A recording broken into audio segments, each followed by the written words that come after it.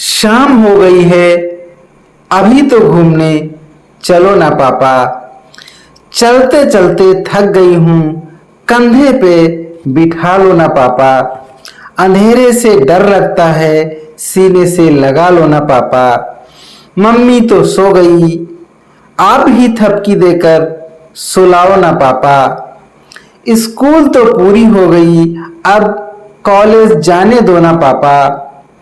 पाल पोस कर बड़ा किया, अब जुदा तो मत करो ना पापा। अब डोली में बिठा ही दिया है, तो आंसू तो मत बहाओ ना पापा। आपकी मुस्कुराहट अच्छी है, एक बार मुस्कुराओ ना पापा। आपने मेरी हर बात मानी है, एक बात और मान जाओ ना पापा। इस धरती पर बोझ नहीं मैं, दुनिया को समझाओ ना पापा। ये दर्द एक बेटी का है जो अपने पिता से कह रही है। लिंग भेदभाव समाज में एक बहुत बड़ी समस्या रही है। हमेशा बेटे और बेटियों में फर्क किया गया है, लेकिन वर्तमान में देखा जाए तो अब लोगों की सोच में थोड़ा परिवर्तन आ रहा है, लेकिन अभी भी पूरी तरह से भेदभाव खत्म नहीं हुआ है।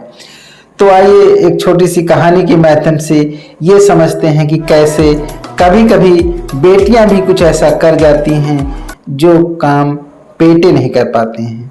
तो आइए कहानी शुरू करते हैं। एक मोहल्ले में एक सज्जन की मृत्यु हो जाती है। उनकी अर्थी निकलने के लिए तैयार होती है। उनके बेटे, उनके भाई सब अर्थी को सजा के अर्थी को लेके बाहर निकलने लगते हैं। अचानक भीड़ से एक इंसान आता है और वो अर्थी को पकड़कर जाने से रोक देता है। वो कहता है, ये अर्थी मैं तब तक नहीं ले जाने दूंगा तब तक मेरे 15 लाख रुपए मुझे मिल नहीं जाएंगे। ये जो इंसान मृत पड़ा है, इसने मुझसे 15 लाख रुपए लिए थे, अब मुझे वो पैसा चाहिए। मुझे 15 लाख रुपए दे दो, तभी मैं इस अर्थी को जाने दूंगा। तो ये बात सुनकर उसके बेटों ने कहा कि ये बात तो मुझे पहले कभी नहीं बताई पापा ने कि वो किसी के कर्जदार भी हैं, तो मैं ये पैसा आपको नहीं दे सकता हूँ। उसके बाद उस व्यक्ति के भाइयों ने कहा कि जब बेटे ही नहीं तैयार हो रहे हैं, बेटे ही नहीं समझ रहे हैं, तो मुझे भी नहीं मालूम, मैं भी ये पैसा आपको वापस नहीं कर सकता हूँ। अब धीरे धीरे विवाद बढ़ता गया। वो इंसान बिना 15 लाख रुपए लिए अर्थी को छोड़ने को तैयार नहीं था और ये लोग पैसे देने को तैयार नहीं थे। अब धीरे धीरे बात बढ़ती गई, बात घर में महिलाओं तक पहुंची। जब ये बात महिलाओं तक पहुंची तो उस व्यक्ति की बेटी ने जब सुना कि पापा की अर्थी एक इंसान रोके पड़ा है, तो वो दौड़ते हुई आई और उसने कहा, आप ये अर्थी कृपया करके ये अर्थी जाने दीजिए, आप मेरे सारे जेवर ले लीजिए, जो मेरा बैंक बैलेंस है वो सब ले लीजिए, लेकिन ये अर्थी रोकिए मत। बाकी अगर कुछ पैसे बचते हैं तो मैं उसका भी इंतजाम जल्दी ही कर दूंगी।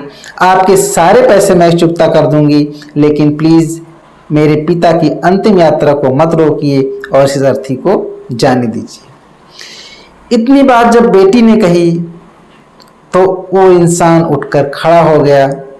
उस इंसान ने कहा कि मैं यहाँ पे नया हूँ। दरअसल बात ये थी कि मुझे 15 लाख रुपए इस शख्स से लेने नहीं थे, इस शख्स को देने थे, लेकिन मुझे पता नहीं था कि इस शख्स का कौन अपना है कौन पराया है। अब मुझे पता चल चुका है कि सिर्फ इस शख्स की एक बेटी है और कोई नहीं है, तो ये सारा पैसा मैं बेटी को देने जा रहा हूं। ये होता है बेटियों का हृदय। तो बेटियों के लिए एक संदेश है, आप सब सुनते जाइए। मत मारो तुम कोख में इसको, मत मारो तुम कोख में इसको, इसे सुंदर जग में आने दो। मत मारो तुम कोख में इसको, इसे सुंदर जग में आने दो। छोड़ो अपनी सोच ये छोटी, एक माँ को खुशी मनाने दो। बेटी के आने पर अब तुम घी के दिए जलाओ।